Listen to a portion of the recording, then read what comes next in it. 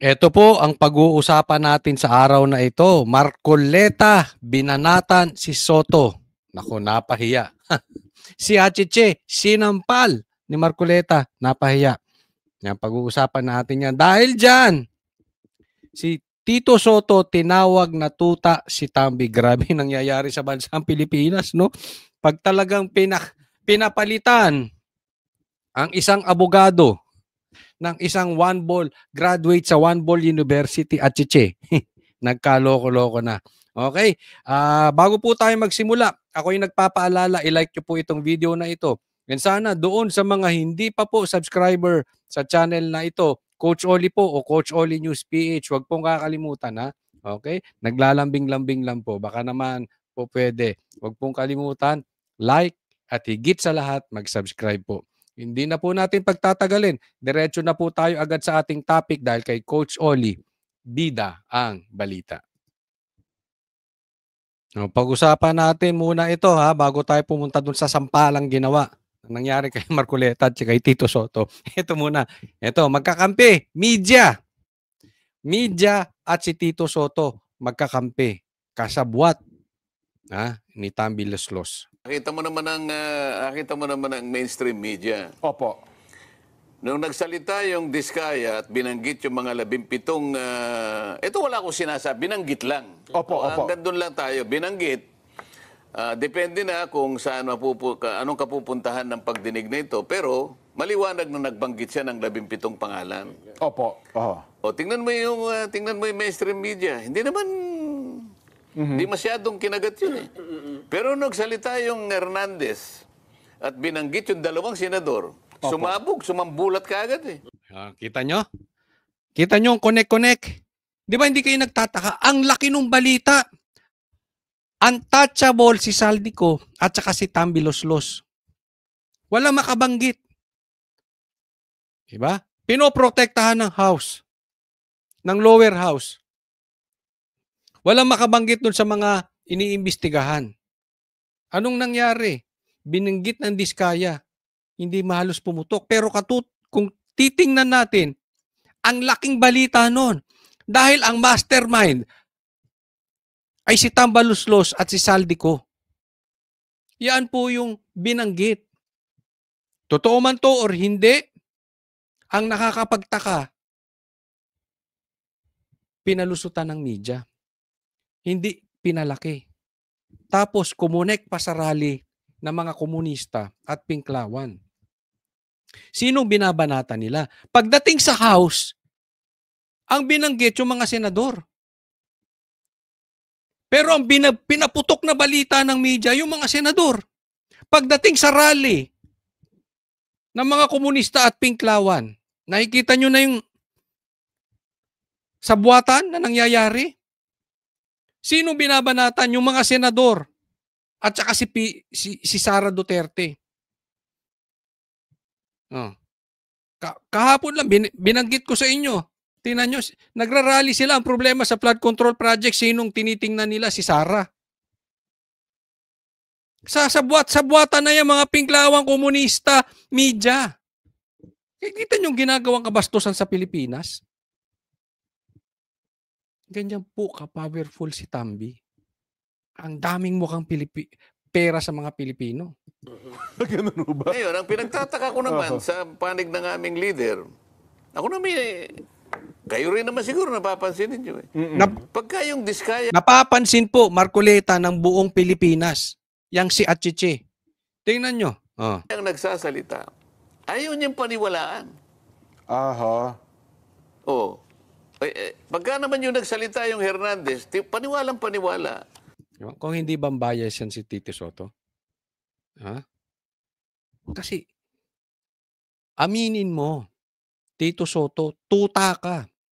Hindi ko alam kung kumikita ka kay Tambi or dahil magkaibigan kayo o magkampari kayo. Hindi ko alam. Kasi parehas testigo yan. Dapat parehas mong imbestigahan. Parehas mong ikaw ang Senate President eh.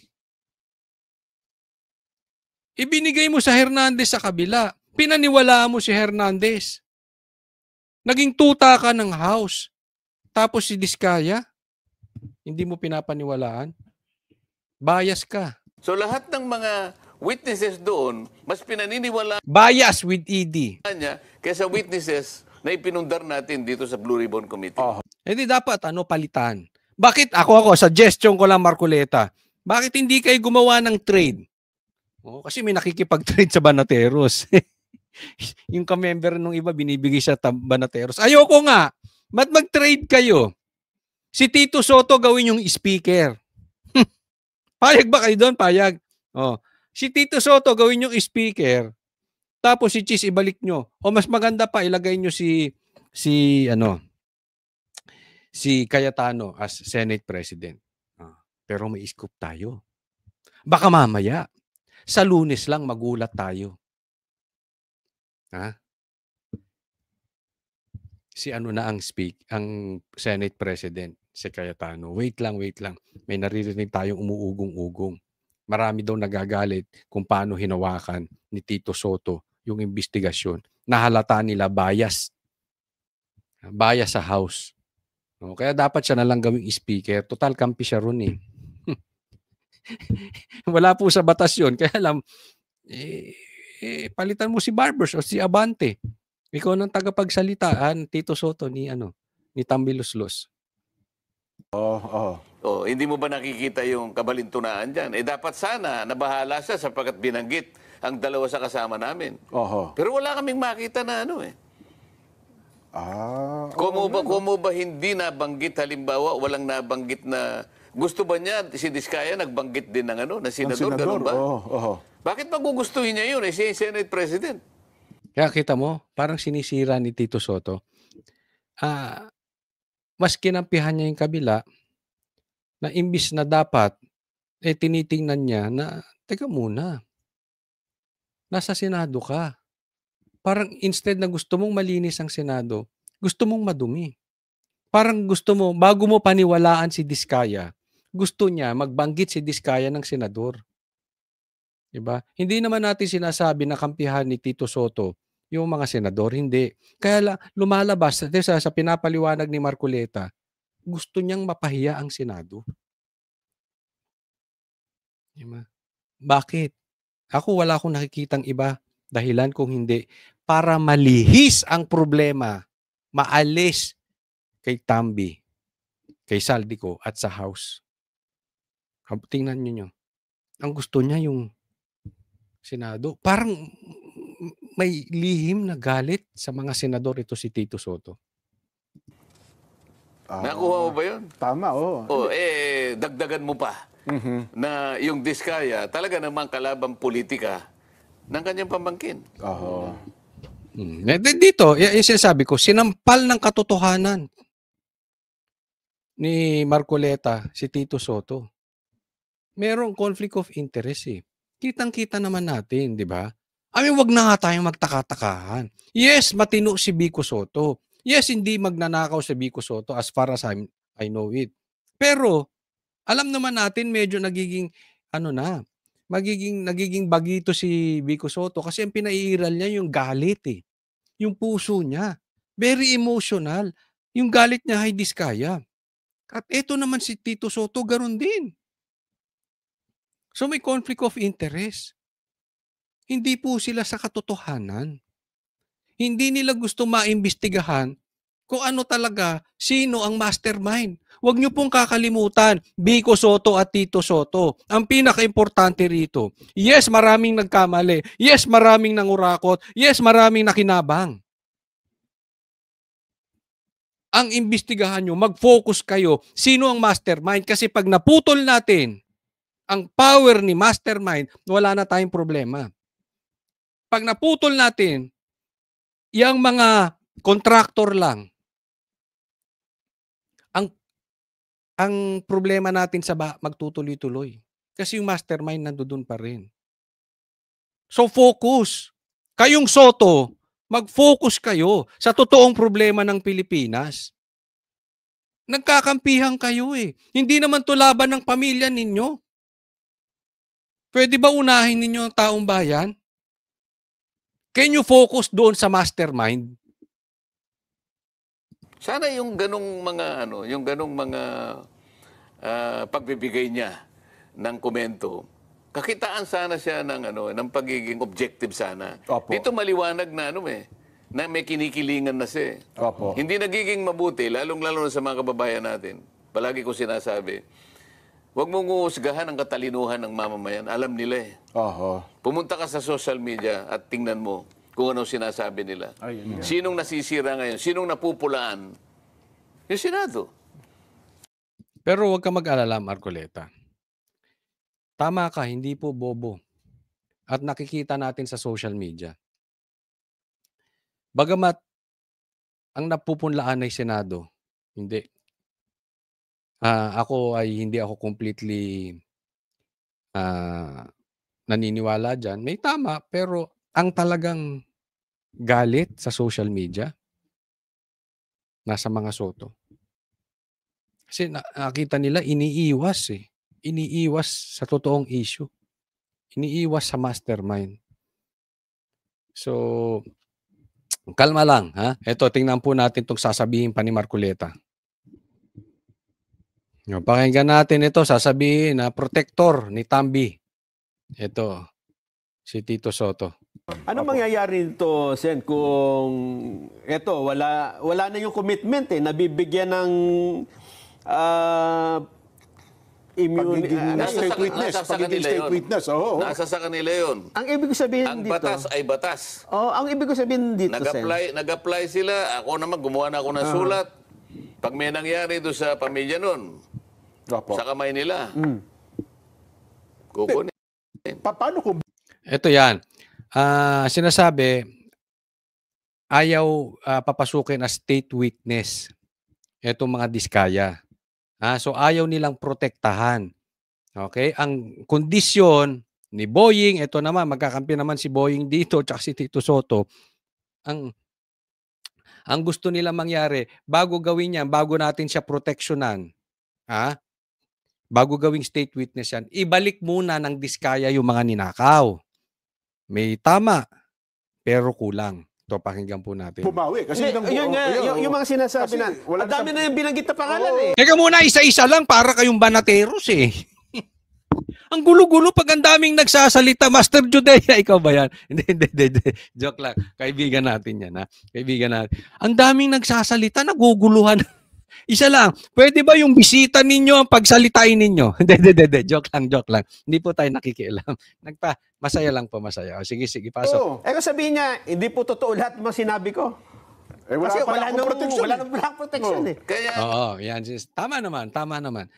Paano kung bawiin ni Diskaya? Hindi nyo ako pinoproteksyonan eh. Hindi na ako magsasalita. O sasabihin ko, hindi totoo yan. ang pinoproteksyonan niya nga, imbes na tawagin niya yung 17 na inano doon, bakit hindi niya tawagin? Nabanggit ang pangalan ni Speaker Romualdez sa magitan ng ibang tao ron na palagi daw sinasabi ng isang congressman doon. Dalawang beses niyang binanggit. Palagi pong binabanggit ang pangalan. Hindi niya nakausap talaga yung dalawang pangalan na binabanggit. Ngunit palagi pong binabanggit ang pangalang ito at pangalang ito. Meron ba siyang tinawag doon na sinabi ba nila, sige, papuntahin dito para mag-testify din itong 17 ito? Ayan. So, pinapalabas dito ni Marcoleta, ito si Tito Soto, hindi lang bias, protector ni Tambi. Kasi hindi issue rito kung talagang totoo yung sinabi ni Diskaya or hindi. Dapat, kung hindi bias ito, kung hindi niya pinoprotektahan si Tambi, anong pinagkaiba mo, Tito Soto, sa TRICOM? Ayaw patawag si Saldico. Dapat imbestigahan yan ng Senado. Dapat imbestigahan yan si Tambiloslos. Kaya nga sabi ko, kaya pinagpilitan nilang palitan ng Senate President, kaya pinagpilitan nilang palitan ng ang Blue Ribbon na chairman, to protect Tambi. Kaya nga antayin natin, dahil ganyan na po ang reaction ni Tito Soto. Tingnan natin ngayon to si Lacson bilang chairman ng Blue Ribbon Committee kung patatawag niya. Dapat ipatawag niya si Tambi at saka si Saldi. Para matanong din natin. Hindi naman eh. Opo. Ang lahat ng mga sinasabi ng mga witnesses dito sa House, yun ang kanyang pinaniniwalaan. yung mga witnesses dito na nakalap namin, mali lahat yan, sabi niya. Opo. Parang may butas yan, parang inedit yan. Bakit ganun?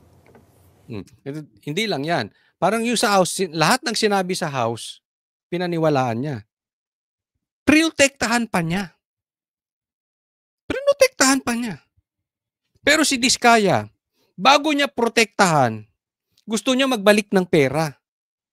Di ba? Yan yung binanggit ni Marcoleta. Kaya nga sabi ko sa inyo, pag may nangyari sa Diskaya, nasa kamay niyo ang dugo, Tito Soto, Marcos. Kasi meron kayong magagawa eh. Kayo man ang pumatay or pinapatay nyo or inosente kayo, you are indirectly guilty. Nasa kamay nyo ang dugo nila. Dahil hindi nyo ginawa ng paraan. Dapat prinotektahan nyo. Alam nyo namang ang yayaman na niyang mga kalaban niya eh. Ang daming pera. Hindi nyo ba napapansin? Ang laki na po ng bulilyaso nila. And yet, even the president, hindi mapatumba si Tambi. Hindi mapaalis ng Senate, alising bilang House Speaker. Ganyan po kalakas. Then may kondisyon kayo bago nyo protektahan ng Diskaya na ibalik muna yung pera. Samantalang sa kabila, nung nagsabing delikado buhay nila, inalis nyo sa Senado. Dinala nyo kung saan-saan. Dinala nyo sa House. Di ba? Obvious na protector kayo. Ang nililigtas ninyo, yung mga sinasabi na pabor sa House. Ang gusto nyong mamatay, yung may mga sinasabi na masama sa House. Ano bang nangyayari sa inyo? So pagka yung Blue Ribbon Committee na aking na pinangunahan ko, hindi niya pinaniwalaan. Pero kapag yung mga resource persons namin doon ay pumunta doon sa House of Representatives, doon pinaniniwalaan yung sinasabi. Kaya kita mo, ewan ko naman kayo mga kababayan. Kung maniwala pa kayo dito kay Tito Soto, hindi ko na rin alam kung sa Senate, kung hindi nyo mapatanggal to si Tito Soto. Kayong mga bumoto, mahiya kayo sa balat ninyo. Lalo kayong mga bilyar. Sinuportahan kayo ni Inday. Pero pumirma kayo. Bumoto kayo for Tito Soto. Kayong naglagay dyan kay Tito Soto. Wala ba kayong kahihiyan sa balat ninyo? Kitang-kita naman yung ginagawa. But again, ang balita ko po kasi maraming na nagagalit na senador dahil sa kalokohan nga ni Tito Soto. So tingnan natin kung magpapalit sila ng Senate President at kung talaga makukuha nila yung numero at ipapalit si Cayetano. Antayin natin. Pero kung matuloy, salamat. Kung hindi, nakakahiya itong mga senador. Mga duwag. Mga plastic kayo, hindi nyo pa nakikita. Next topic po tayo. Kaya naman, gumanti si Tito Soto. Nabuking siya ng taong bayan, nabuking siya ni Marcoleta, na-expose yung kanyang pagiging protector ni Tambi. Kaya naman, eto, gumanti siya. Ito yung sinabi ni Tito Soto.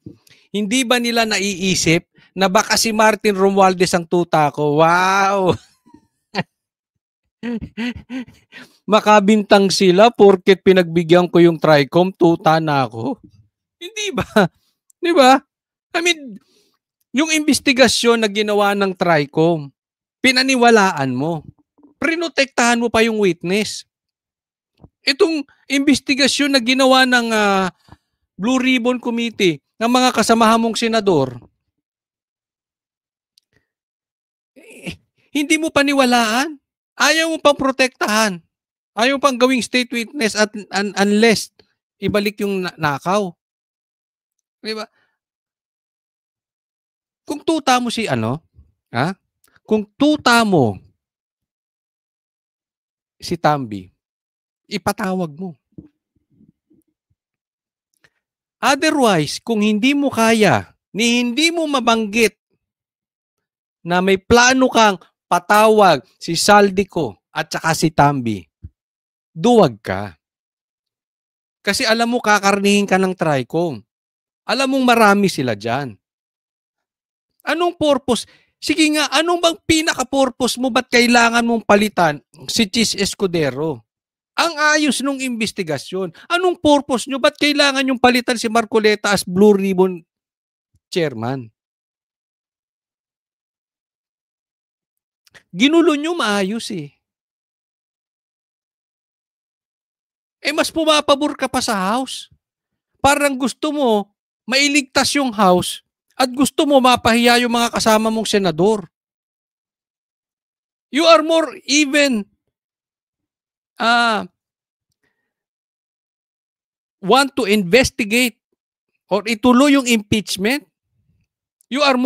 You're even more concerned sa impeachment ni BP Sara na ang concern lang dito, ng issue lang dito is 150 million na confidential funds. Mas malaki pa yung kinikita ni Diskaya ng mga kontraktor. Tingnan mo kung gaano ka-agresibo sa impeachment ni BP Sara. Ganyan ka ba ka-agresibo?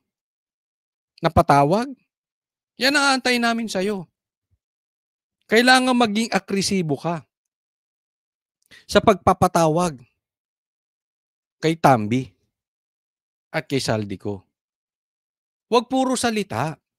Kasi ginagawa mong One Ball University to eh. Hindi po, ito po yung usaping buhay.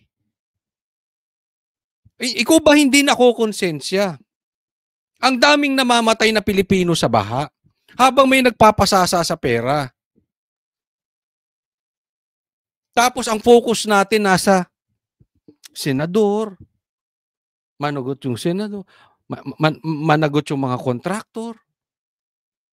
Ba't hindi ka mag-focus doon sa mastermind? Tanong ko lang, hindi ka nakokonsensya? Sa tingin mo, yan ang dapat mong ginagawa? Sa tingin mo, yan ang gusto ng Diyos na gawin mo?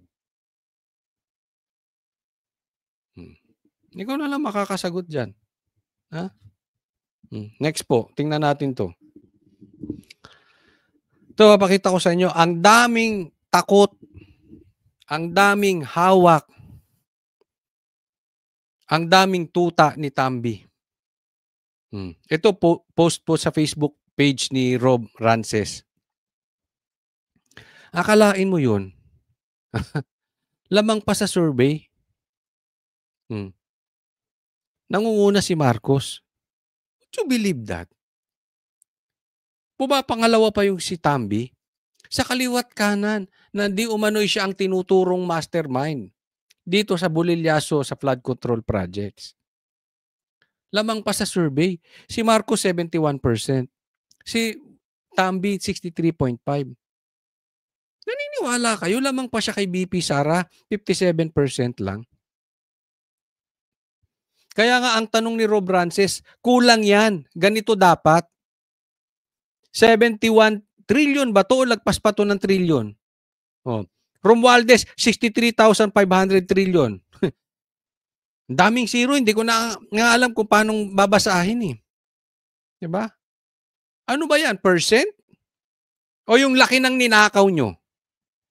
Yan ang punto dito ni Rob Rances. Para sa akin, yan ang punto niya. Trust approval ratings? Pilipino, naniniwala 63.5%. Naman. Ngayon, nakikita nyo na how powerful Tambi. Lantaran na yung panloloko sa Pilipinas. Lantaran na yung pagnanakaw, di umano at korupsyong ginawa sa Pilipinas. At hindi lang po yun. Yung insertions pa lang na ginawa nila ni Saldico. Obvious na obvious, kitang-kita na. Hindi pa dyan nakapokus si Tito Soto. Tapos pati survey hawak niya. Tapos si Marcos hindi niya kayang patanggal si Tambi. Ang pinalitan niya Senate President. You see? Kaya tama eh. Kaya tama si Kiko Barsaga. Ang presidente po natin hindi si Marcos, si Tambi. Oh. Ano mangyayari sa Pilipinas pagka ganyan? Ganyan po. Hindi pa po presidente yan. Baka mamaya, kung sakali may masamang mangyari kay BP Sara at siya ang maging presidente ng Pilipinas, ako hindi malayong mangyari na tayo ay maging North Korea. Hindi malayong mangyari na si Romualdez, si Tambi ay hindi na bababa bilang presidente. Hanggang buhay yan, presidente yan. Kasi ngayon pa lang nawala ng tiwala ang taong bayan sa kanya. Ayaw pang tumigil ng laban. What if siya pa ay nasa kapangyarihan? Ngayon na nga lang, kung makaasta parang presidente.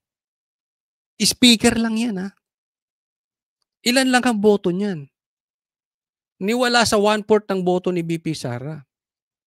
Paano kung nasa kapangyarihan na yan maging presidente? Pustahan tayo, hindi na bababa yan. Hanggang magka-cancer yan, hanggang mamatay yan. Yan ang magiging presidente natin. Wag naman sana. Wag naman sana mangyari yan sa bansang Pilipinas. Next topic po tayo. Pag-usapan naman natin, ito si John Vic, magnanakaw ng asawa. Ay, magnanakaw ng asawa. Sorry po. Magnanakaw ng crush. Oy, hindi. Magnanakaw ng programa. Tingnan po natin. Ito si John Vic Remulla. Isang tawag mula sa 911 mula sa isang bangko sa Quezon City ang naging susi sa pagkakaaresto ng 11 suspect sa pagdukot sa isang 78 anyos na Filipino-Chinese na negosyante. Ayon kay Interior Secretary John Vic Remulla, grabe, no? Filipino-Chinese. Kailangan maidiin nila yung may dugong Chinese. Halos lahat naman ng Pilipino ata may dugong Chinese eh. Pambihira niloloko tayo naman ito. Sige, yung 911. nitong Biyernes. Ayon kay Remulla, agad na tumawag ang mga tauhan ng bangko sa Philippine National Police matapos mapansin ang kahinahinalang sitwasyon. Kita mo, 911. Alam naman natin, di ba, ito yung pinagmamalaki at tinutulak ni Torre. So, ninakawan niya na ng posisyon si Torre. Na masaya naman tayong lahat. Pero akita natin yung talagang lakas ng Remulla sa Bongbong Marcos. Kasi wala silang utang na loob. Diba? Mali man yung ginawa ni Torre, pero ginusto ni Bongbong yon, so that may utang na loob siya kay Torre. Sa bagay, traidor naman talaga si Bongbong Marcos. Ang sinong kinampihan ni Bongbong Marcos? Diba? Ito si Remulla. Ganyan po kalakas ang Remulla sa bansang Pilipinas. Even si Boying gagawin pang ombudsman. Diba? Grabe ka power tripper ngayon. So ito, pinagmamalaki ni Torre. Ngayon, siya na ang nagmamalaki. Diba? Talagang insulto. Na-insulto rito. Pero masaya naman tayo. Buti nga sa'yo, Torre. Kinidnap mo, di umano, ang presidente kasi ng Pilipinas na mahal ng taong bayan na si PRRD. Yan ang nangyari sa'yo. Binalikan ka. Tapat-tapat lang yan eh. Minsan ikaw nasa power, minsan si John Vic. Ngayon, di ba? Ngayon, pati yung pinagmamalaki mo, nawala sa'yo. Pinagmamalaki mong posisyon, tinanggal sa'yo ni John Vic. Pinagmamalaki mong programa, kinuha ni John Vic. Buti nga sa'yo. Ilang minuto lamang ang lumipas, dumating ang mga pulis. Inaresto ang tatlong... Ilang minuto? 1 minute ba? Gaya ng sabi ni Torre, 5 minutes ba? Suspect, kabilang ang Dumating daw agad ang yung nag-aaresto. tatlong retiradong sundalo at nailigtas ang biktima. Kasunod ng paunang operasyon, naaresto rin ang 2 pang babaeng suspect at isang lalaki. Kinabukasan, Biyernes ng umaga, 5 pang Ang pinapalabas dito ni John Vic, ginagawa niya yung trabaho niya, effective siya, at justified yung pagkakatanggal ni Torre kasi hindi naman kailangan si Torre, yung trabahong maganda ay nagagawa pa rin niya. Individual ang nadakip. Tumanggi si Remulla na ibunyag ang mga detalye ukol sa 3 retiradong sundalo na dating miyembro ng Philippine Marines. Ako sa tingin ko lang, itong question dito. Do you believe this? Baka itong 911 nito ng bansang Pilipinas ay parang yung bigas, yung 20 pesos na bigas ni Bongbong Marcos. Yung parang palitaw, lulubog lilitaw. Minsan may 20 pesos pagka birthday. Minsan may kadiwa dito, minsan may kadiwa doon, minsan may kadiwa sa isang banda, minsan wala. So in short, inconsistent. Kung inconsistent din lang, walang kwenta. Optics lang yun. Imahe lang. I-explain pa natin ng walang, hindi na natin pinapaganda ang pangalan. Panloloko sa Pilipino yun. Yun lang po yun. Yung optics, pag concern kayo sa optics, panloloko sa Pilipino yun. Hindi naman totoong maaasahan.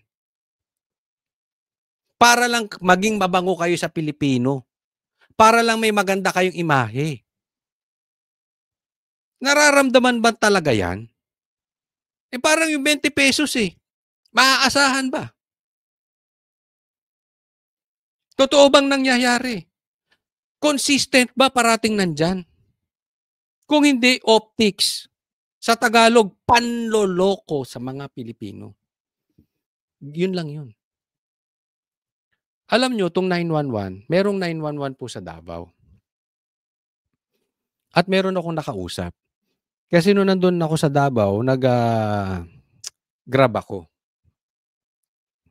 Tapos, babae yung nakasakay sa akin. Actually, na-vlog ko yan. Hanapin nyo na lang sa vlog ko. Babae yung driver. Tapos, ang biyahe niya sa madaling araw. Sabi ko, hindi ka ba natatakot? Biyahe mo madaling araw? Babae ka pa? Di ba? Bakit ba ayaw mo sa hapon, sa gabi, sa umaga? Bakit madaling? Wala kasi daw wala masyadong karibal na grab. Tapos walang traffic. So pag may pasahero siya, tuloy-tuloy. Mabilis. So mas malaki ang kinikita, hindi pa raw mainit, madaling magbiyahe. Hindi stressful sa madaling salita. Pero sabi ko, hindi ka natatakot. Hindi, may 911 daw. At sabi ko, nangyari ba yun? Oo, kasi meron daw siyang nasakay na mga foreigner, Koreano daw, lasing, nanggugulo.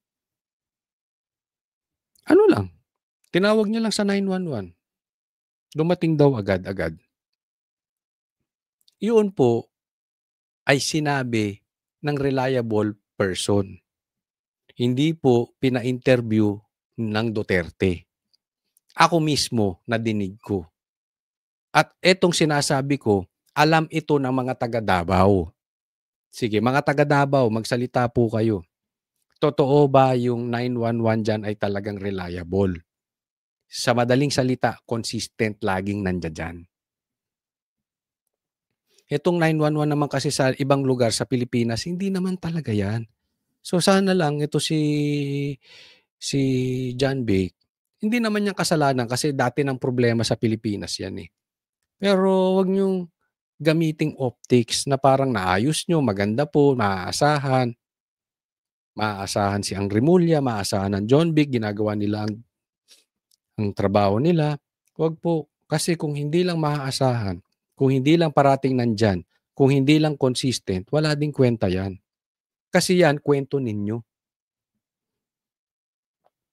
Sana merong ibang makapag-experience na kusang loob magkwento. Diba? Na ang hindi binabayaran. Yun po ang pinaka-importante ron. Okay? So ako, ang tingin ko dyan sa 911 na yan, parang yung 20 pesos na bigas ni Bongbong Marcos. 2 sa kanila ay honorably discharged, habang ang isa ay dishonorably discharged. Pinuri rin ni Remulla ang PNP Anti-Kidnapping Group sa kanilang tamang pagresponde at pagsunod sa Yan namang kidnapping, alam naman natin dati pang problema yan eh. 'Di ba? But anyway, pinuri mo eh. Tao mo yan, siyempre. Parang ikaw yung si Tory din eh. Nagboxing mag-isa, pinuri ang sarili. Yung pagpuri mo yan, pagbubuhat mo ng bangko mo. Protocol ng Hindi ko po sinasabing mahina ang pulis, okay? Yung sistema po natin ang problema. Marami pong mga pulis na mga matitino at mababait. Kaya lang, nasisira ng mga bulok at ng mga leader na, alam mo na, iskalawag. buying time upang mapilitang dalhin ng mga sospek ang biktima sa bangko na naging daan sa mabilis na aksyon ng mga otoridad. Ayan po. Maraming salamat po. Huwag pong kalimutan. Okay? So mga hindi ko pa po subscriber, sana mag-subscribe po kayo sa channel na ito, Coach Oli. Paalala lang po, konting lambing. At i-like po ninyo itong video na ito dahil napaka-importante po sa atin yan. Maraming salamat po. God bless everyone.